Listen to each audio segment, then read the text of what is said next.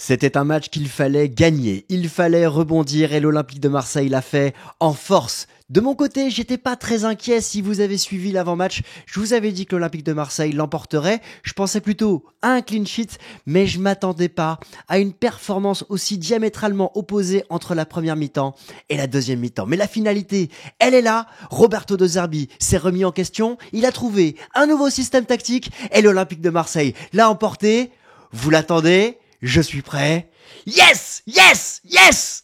Victoire 3-1 à Bollaert et l'OM sera troisième du classement ce soir à la fin de cette journée de Ligue 1. Les amis, bienvenue sur CM Football. Très heureux de vous retrouver pour ce débrief en ce dimanche matin. Évidemment, avec un grand sourire. L'OM l'emporte en force. On s'est vu hier soir pour un live débrief. CM Football Live hier soir, on a passé 50 minutes ensemble, on a profité, si vous voulez le voir, c'est dans les conditions du direct, enfin c'est même en direct, vous avez pu partager mon émotion. L'enseignement, c'est que l'Olympique de Marseille donc est troisième de ce classement, reste au contact de Monaco avec un grand match qui nous attend dimanche soir prochain, on en parlera. Évidemment, le tournant du match avec ce fait de match et l'arbitrage et le VAR qui tournent en notre faveur. Alors que la rencontre a été compliquée avec Monsieur Vatelier hier quand même. Beaucoup de choses à redire, on n'en fera pas polémique complètement, mais c'est un élément sur lequel on va revenir. L'OM l'emporte en deuxième mi-temps, et donc votre homme du match, c'est serré, c'est Adrien Rabiot, mais très proche de Valentin Rougier. On en parlera, vous pouvez voter sur mon compte Instagram, je vous dirai quel est mon homme du match tout à l'heure après le recul. On va revenir évidemment sur la revue de presse, les moments forts, les 4 choix forts de Roberto De Zerbi, 4 choix très forts, et on fera un focus notamment sur un choix sur lequel j'ai envie de m'attarder. Alors l'OM retrouve ses esprits, c'est la une de la Provence avec Luis Enrique, Mopé et Greenwood. En une, il y a un homme qui est oublié pour moi, mais il est évoqué dans le carnet central. Ils viennent, ils gagnent et ils s'en vont. C'est un peu prétentieux quand même, mais c'est la signature de l'OM à l'extérieur. 6e victoire à l'extérieur depuis le début de la saison en 7 matchs. Tu vas me dire, ça dénote évidemment avec le Vélodrome. On va en reparler. Rongier, le visage du guerrier. C'est lui que j'aurais voulu voir en une et c'est lui que j'ai choisi en une de cette vidéo YouTube. Pourquoi ? Parce que il représente tout ce qui s'est passé dans ce match, la première mi-temps où on l'a peu trouvé, peu vu, le changement tactique à la mi-temps et le but, l'ouverture du score, le guide, le métronome de cette équipe. Va-t-il sortir du 11 maintenant ? Eh ben moi j'aime bien ces casse-têtes que Roberto De Zerbi auxquels va devoir répondre Roberto De Zerbi. L'OM retrouve du cœur évidemment, du cœur avec Højbjerg et Rabiot. Højbjerg, buteur, une bonne patate comme on les aime, avec un mur assez mal placé, mais c'était délicat quand même pour Brice Samba de se positionner. 3 bonnes mines avec Højbjerg en métronome de ce milieu de terrain, en relais de Roberto De Zerbi, Neal Maupay. Évidemment, par rapport à ces 2 passes décisives, on reviendra pas sur son action manquée en première mi-temps, et Valentin Rougier qui est évidemment un symbole de cette rencontre et de cet OM. On sait qu'il est jamais dans les petits papiers des entraîneurs et il finit toujours pas capitaine forcément, mais surtout titulaire. Alors, Roberto De Zerbi s'est exprimé en conférence de presse sur un ton un peu plus calme, un peu plus posé, c'est normal. Après une victoire, on est toujours un peu plus heureux. Toujours un terrain où il est très difficile de gagner. Cette saison, il y a eu beaucoup de matchs nuls du côté du Racing Club de Lens. Seul Lille est venu s'imposer. Ça veut dire que, voilà, l'OM, qui a un effectif qui a beaucoup changé, à l'extérieur, arrive à trouver les solutions. Aucun entraînement pour certains. Je vous rappelle que Balerdi et Roulis sont passés par Paris et n'ont pas pu redécoller de Paris à cause de la neige, et donc sont arrivés directement à Lens ensuite et ont retrouvé les effectifs de l'Olympique de Marseille après la trêve internationale. Et il a utilisé le mot caractère qu'il utilise régulièrement, c'est important. Maintenant, il va falloir faire un match de ce niveau au Vélodrome. Devant le Vélodrome, on l'attend tous. Est-ce que ce sera le match référence à Lens ? Est-ce que cette deuxième mi-temps sera une mi-temps référence ? On l'espère. En tout cas, dans cette rencontre, il y a eu plusieurs arrêts de Roulis en première mi-temps, plusieurs situations, notamment à la 3e minute où il y a eu un flottement défensif, peut-être aussi la nouvelle tactique à prendre en compte. Mais là, on a eu la gestion de la profondeur de la part de Balerdi qui n'a pas été juste à mes yeux, il a laissé passer dans son dos Pereira da Costa, et moi je voulais m'attarder surtout sur la position de Rulli qui, quand vous verrez l'action, reverrez l'action, il fait des petits pas en arrière pour justement, je pense, se positionner parfaitement et attendre Pereira da Costa. Il va s'avancer juste dans le dernier poussage de ballon, dans la dernière poussée de ballon de Pereira da Costa, et ensuite il va réaliser un véritable arrêt. J'ai pas le ralenti de derrière, mais c'est lui qui vient mettre son genou justement pour faire un arrêt et éviter que le ballon lui passe entre les jambes.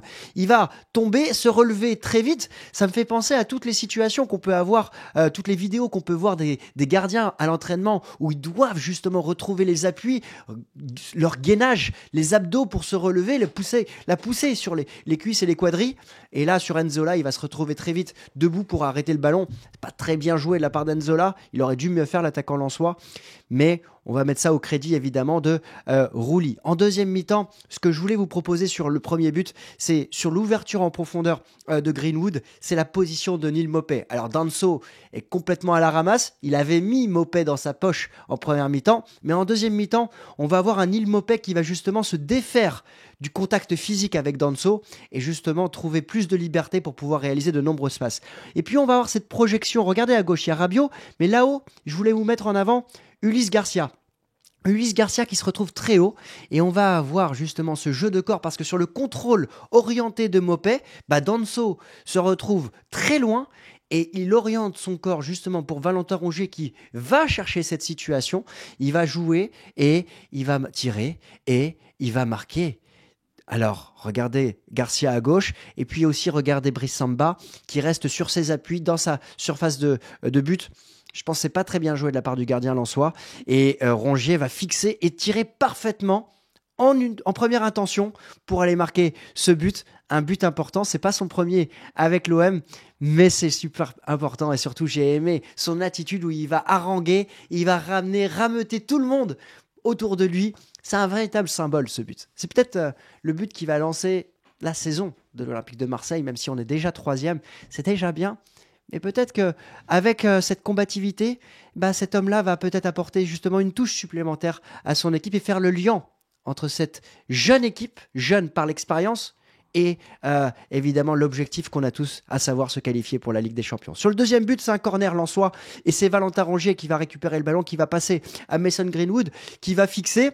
Je vous mets ce plan-là parce que Neal Maupay, il fait pas un réel bon contrôle. Mais dans son mauvais contrôle, il profite aussi de Danso, qui est encore une fois... Je crois que c'est Danso, mais je suis pas sûr, vous me corrigerez. C'est peut-être Malang Sarr, qui est pas du tout à l'aise dans cette phase de repli. Et il va très bien fixer. Regardez, le défenseur lensois, il est dos à la situation. Et la passe de Maupay, elle est parfaite. Et c'est là où je trouve que Maupay, il a su se remettre en jeu par rapport à la première mi-temps. Et même dans une situation comme ça, où son contrôle est pas parfait, il arrive à ajuster son jeu de corps pour lancer Luis Enrique. Et dans cette projection, ce que j'aime, c'est qu'on va avoir Greenwood et deux situations pour pouvoir marquer ce deuxième but. Et à la fin du premier quart d'heure de la deuxième mi-temps, on se retrouve dans une situation où on mène 2-0. Si on nous avait dit ça à la fin, à la mi-temps, je pense qu'on aurait tous signé directement. En tout cas, 2-0, on va prendre un but. Alors après un long cafouillage, Kondogbia qui va sortir le ballon, Rulli qui va faire un superbe arrêt. Encore une fois, le jeu de corps de Rulli est très intéressant. Et Fulgini qui va marquer. Et là, je vous entoure le score. Pourquoi ? Parce que je voulais vous rappeler ce moment précis que face à Nantes, Lens est mené 2-1, à peu près à la même minute, et ils vont revenir à 2-2 et gagner la rencontre 3-2. Et évidemment, dans l'esprit lensois, c'est ce qui doit arriver, parce que le public pousse et parce qu'ils ont les attributs pour faire mal, et que nous, on est en reculoir, on a Rogier qui est sorti notamment, et on se dit, et Greenwood aussi qui est sorti, et on se dit que c'est peut-être possible du côté du Racing Club de Lens. Et Lens va marquer après cette situation sur laquelle on va revenir avec, regardez, Monsieur Vatelier où il se retrouve. Il est quand même à 5 mètres de l'action et peut-être que dans son angle, il ne voit pas que Fulgini joue absolument pas le ballon. Il ne touche pas le ballon. En tout cas, c'est le cas. Il ne touche absolument pas le ballon. Véritable coup d'épaule derrière Nadir, dont on va reparler avec un grand sourire. Et ensuite, ils vont marquer ce deuxième but. Alors, sur ce deuxième but, je l'ai dit hier dans le live d'après-match, Rulli, il n'est pas exempt de tout reproche parce que son premier poteau, il est ouvert et c'est pas la première fois qu'il prend un but comme ça. Mais ça a été refusé. Donc, c'est une sanction qui ne sera mise de côté, mais j'espère qu'il travaillera ce côté-là parce qu'il a beaucoup de force, c'est un véritable atout, mais il y a encore des zones sur lesquelles il peut s'améliorer et il doit s'améliorer. Évidemment, c'est sans commune mesure avec ce qu'on avait auparavant. Et le VAR qui va revenir sur ce but, je voudrais savoir, dites-moi en commentaire comment vous étiez, dans quel état d'esprit vous étiez quand il y a eu le but de Lens, l'égalisation, et quand vous avez vu Monsieur Vatelier aller voir le VAR? Est-ce que vous étiez confiant? Est-ce que vous aviez envie de casser votre télé en imaginant que le but allait être accordé? Voilà, moi je bouillonnais en intérieur, mais j'espérais évidemment, et je me disais c'était impossible qu'il ne siffle pas faute pour l'Olympique de Marseille. Et derrière, ça a été justement le cas. On a l'OM qui va qui va marquer le 3e but. Le mur qui est situé, alors le ballon il est situé en plein milieu, donc c'est difficile pour Samba de placer son mur, je trouve, mais il doit mieux faire parce que c'est sur son côté ouvert. Et on a Patator, Højbjerg, qui, je ne sais pas si vous l'avez vu en direct, la première chose qu'il dit quand il prend le ballon, il dit « il est où Mason ?» Parce que je pense qu'il est dans son match, il n'a pas clairement capté qu'il était sorti, et il demande « il est où Mason ?» Et je pense que c'est un coup franc évidemment pour Mason Greenwood, et après il prend ses responsabilités, et il va frapper avec un léger lift qui va se figer dans le petit filet. 3-1, on vient, on gagne, et on s'en va. J'aime quand même un petit peu. Bon, les choix de Roberto De Zerbi. Bon, il y a eu un choix fort, évidemment, cette défense à 3 qui a été réalisée. Je crois qu'il l'avait déjà testé, il me semble, au début du match face à l'Olympique Lyonnais. Surtout, moi, le choix le plus fort, c'est Luis Enrique, piston droit. Parce qu'on s'attendait à avoir Jonathan Rowe avec un 4-3-3 des familles qu'on connaît bien avec Roberto De Zerbi. Et finalement, Luis Enrique, dans ce système-là, il se retrouve piston droit et il vient protéger Mason Greenwood. Ce qui permet à Valentin Rongier d'avoir sa position naturelle et d'avoir Adrien Rabiot en position naturelle également. Et ça, j'aime bien. Rabiot à gauche, on l'a vu. Il a fait un gros match, l'international français. Ulysse Garcia, qui s'est retrouvé, je voulais sélectionner parce que ça a été un choix très important. Mais avant, dans le live, pour ceux qui l'ont vu hier, je vous ai dit, le changement tactique, il intervient à la mi-temps avec un Luis Enrique qui est positionné plus haut. Et regardez, en première mi-temps, il a vraiment été très proche de Murillo et il n'a pas apporté. Et il n'a pas permis à Greenwood, justement, de pouvoir se libérer. Là où en deuxième mi-temps, regardez la distance qui s'opère entre Murillo et Luis Enrique, ce qui permet à Greenwood d'avoir plus de liberté aussi et à Luis Enrique de marquer. Et ça, c'était un point important. Et ce changement tactique, il a permis aussi à Valentin Rongier de jouer un cran plus bas en deuxième mi-temps et de se retrouver dans l'entrejeu et de pouvoir aller chercher cette liberté d'espace. Cet ajustement, il est léger, vous le voyez, mais il se traduit justement par la position moyenne des joueurs en deuxième mi-temps. Le choix fort, il est sur toutes les photos. Ulysse Garcia, regardez, avec Valentin Rongier. On le voit apparaître et courir derrière, mais là, c'était un contre, donc il était en phase défensive. Et sur le but de Højbjerg, il est présent aussi offensivement. On l'a vu à travers cette vidéo. Ulysse Garcia, il a été positionné très très haut. Alors, il mange une mauvaise note, je trouve, dans l'équipe, vous le verrez tout à l'heure, mais c'est un choix fort aussi parce que, on a eu ce couloir gauche qui était occupé et c'est, je pense, la volonté de Roberto De Zerbi vis-à-vis de Quentin Merlin qui s'intercale davantage dans l'entrejeu. On a un Ulysse Garcia qui se projette davantage. Donc oui, défensivement, ça a été compliqué par rapport à Frankowski, mais il est rentré dans la tête de Frankowski pour défendre. Et c'est ça qui a permis de créer aussi des décalages. Et ce système asymétrique, moi, il me plaît. Et là, on a vu justement qu'il a été bénéfique pour l'Olympique de Marseille. L'autre choix fort, c'est Bilal Nadir avec Valentin Rongier. Mais Valentin Rongier, je pense que on en a parlé assez en fil rouge de cette vidéo. Bilal Nadir, il représente clairement ce que doivent faire les jeunes du centre de formation de l'Olympique de Marseille. Je vous rappelle que Bilal Nadir, c'est celui qui a eu ses premières minutes de jeu en début d'année 2024 avec notamment Gennaro Gattuso. Ensuite, il a été longuement blessé et il est revenu. Il a fait des matchs avec la réserve et parmi les jeunes dont on parle, les Lafont, les Abdallah, les Enzo Sternal, évidemment entre autres, on a un Bilal Nadir, lui, qui semble beaucoup plus proche du groupe pro et qui a disputé des minutes de jeu. Et c'est un exemple. Et j'aime que Roberto De Zerbi l'ait fait rentrer et surtout sa prestation. Il est entré en jeu et il a joué avec personnalité, avec caractère. Il obtient ce coup franc. Derrière, il a été au micro de beIN Sport et il a pris la parole aussi. J'aime. Et puis, dans l'action sur laquelle on obtient le coup franc, il est là, proche de Rabiot. Il est là techniquement présent. J'aimerais le revoir. Je veux pas m'enflammer, évidemment. Mais j'aimerais le revoir par bribes, pour l'instant. 10-15 minutes de jeu, peut-être plus, au fur et à mesure. Mais c'est un exemple à suivre pour les centres de formation, des jeunes du centre de formation, dans le sens où on peut voir justement ce qu'il reste le chemin qu'il reste à parcourir pour avoir justement plus de temps au fur et à mesure et devenir un joueur important de l'Olympique de Marseille, ce qu'on souhaite tous évidemment à Bilal Nadir. Dans les statistiques, un clean sheet, pas un clean sheet, mais des XG en dessous des buts marqués, ça nous rappelle beaucoup de matchs, 1-21.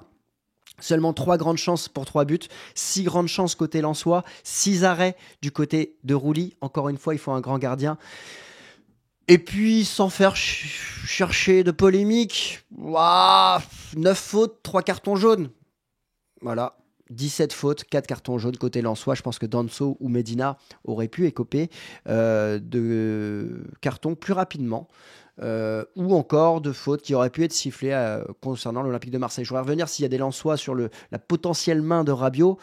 C'est pas que moi je la vois pas. Pour moi, il n'y a pas main. Il n'y a pas main de Rabiot sur lui. Et Rongier, il y a contact peut-être, mais il n'y a jamais deuxième carton jaune, comme il n'y a jamais premier carton jaune, parce que Greenwood, il se fait sécher par Medina en première mi-temps, et il n'y a rien du tout. Donc bon, il y a 2 poids, 2 mesures, il faut voir les verres à moitié plein, à moitié vide. Concernant les notes, elles sont assez similaires entre l'équipe et la Provence. Je vous partage rapidement les notes sur lesquelles je suis complètement en accord. Rouly, Højbjerg, Rongier, Mopé, je pense qu'il mérite 1 point de supplémentaire. Sa première mi-temps est délicate, mais 2 passes d'ess quand même, c'est important. Je trouve que Rabiot est pas super bien noté par rapport à sa performance. Garcia, encore une fois, comme dans n'importe quel match où l'OM l'emporte, difficile de trouver des joueurs en dessous de la moyenne. Donc moi, Kondogbia et Garcia auraient pu mériter 5, mais je comprends qu'ils ont été je comprends que Kondogbia ait été en dessous des autres défenseurs. En revanche, Garcia, le travail de l'ombre est important à mettre en avant. Et ça, c'est dommage que ça n'a pas été jugé positif côté l'équipe. Côté la Provence, justement, il a 5,5. Greenwood 6, bah oui, mais il n'est pas trouvé en première mi-temps. Le schéma tactique est meilleur en deuxième mi-temps pour lui, mais le système tactique a été intéressant à mes yeux. Rabiot 6 également. Je trouve qu'il méritait un point supplémentaire, je l'ai déjà dit. Et Kondogbia, voilà, il a la moyenne ici. Mopé 6,5, voilà, c'est les demi-points, peut-être plus juste, peut-être plus précis côté la Provence. Moi, je suis pas fan des demi-points, mais je comprends maintenant pourquoi on les met.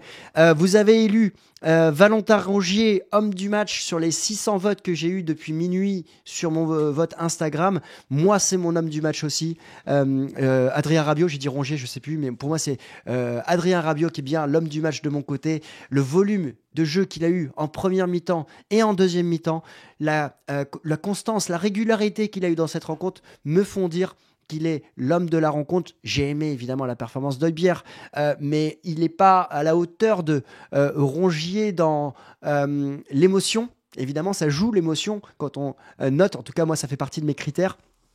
Mopé, 2 passes d'ess. Et il ne faut pas oublier Rouly quand même, parce que les arrêts qu'il nous fait nous permettent de rester évidemment dans le sens de la rencontre. On va terminer avec la suite. Et donc, ce schéma de 4 matchs avec une première victoire à l'extérieur. Je m'attends à une victoire à Saint-Etienne. Maintenant, on a 2 réceptions délicates contre Monaco et contre Lille. Lille, ça sera différent parce qu'il y aura Lille qui pourrait être déjà qualifié en Ligue des Champions, on aura le temps d'en parler, mais le grand match, ça va être Monaco. Ça va être compliqué, clairement. Je m'attends à un match très délicat. Et à l'heure actuelle, moi, j'aimerais simplement un match nul pour me rassurer au Vélodrome, mais on doit aller chercher la victoire, on doit jouer avec personnalité. Et je pense que ça va être un très grand match de football. Je pense que ça peut être l'un des plus beaux matchs de ce début de saison en termes footballistiques, en termes de Ligue 1. Parce qu'on va avoir, je pense, 2 équipes qui vont chercher à aller marquer des points et gagner. Et donc Monaco qui ouvre le jeu avec défensivement beaucoup de puissance physique aussi. Ça peut faire pas mal de buts. On aura l'occasion évidemment d'en reparler. En tout cas, l'OM a 23 points en étant 3e. L'OM, si l'OM est premier à l'extérieur, l'OM est avant-dernier à domicile. Et ça, c'est inadmissible, inacceptable. Et j'espère que les joueurs et le staff que le staff va transmettre les bons mots, les bonnes vibes pour que les joueurs soient parfaitement en phase. Et on en reparlera cette semaine, évidemment. C'est pas impossible qu'on se retrouve en live. C'est pas impossible qu'on se retrouve en live. Une fois minimum cette semaine, peut-être deux, je sais pas. Mais en tout cas, il y aura un mix de vidéos, de live, évidemment vendredi, l'avant-match de cette rencontre. Mais j'ai hâte de vous retrouver encore parce que je prends de plus en plus de plaisir à faire des lives, que ce soit en débrief après match, que ce soit dans la semaine comme ça pour se retrouver. On va essayer de créer un rendez-vous. En tout cas, très heureux de vous avoir partagé cette victoire de l'Olympique de Marseille. Ce dimanche va être plus léger, évidemment. On se retrouve peut-être demain, peut-être mardi, peut-être mercredi, mais on se retrouvera cette semaine, c'est sûr. Quoi qu'il arrive, au minimum pour une vidéo, au mieux pour un live, sonnez la cloche. Et le rendez-vous, il peut être autour du déjeuner. Faut qu'on déjeune ensemble, ça pourrait être sympa. Allez, bonne semaine à tous. Allez l'OM, dites-moi en commentaire quels sont vos tops, quels sont vos flops, et on se retrouve très vite pour une prochaine vidéo. Allez l'OM, ciao.